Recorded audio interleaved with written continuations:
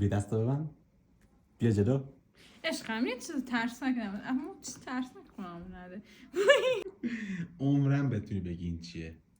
یعنی خودت هم بکشی نمیتونی بگی این چیه. میدونم این چیه. نه. پیانوه.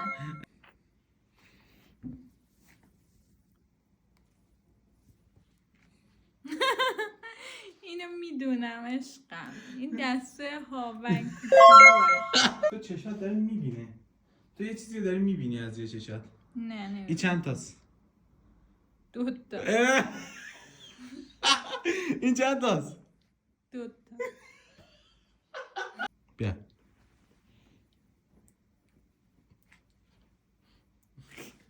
اینم میدونم. خب ارفان این اگه جفته.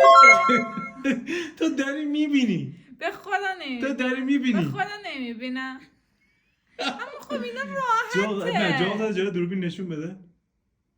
این جلوشه. خب مطمئن شدم که نمیبینی. صدا ابزار میومد که. خب بده. این چیه دیگه؟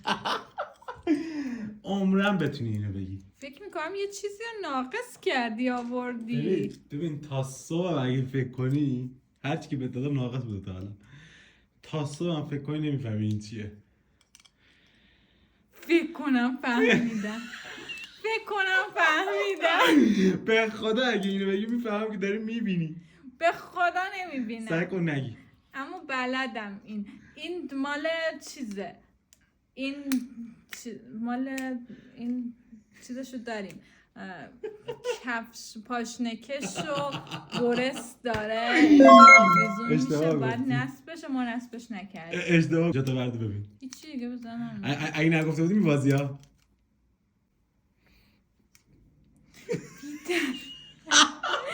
این که درست گفتم.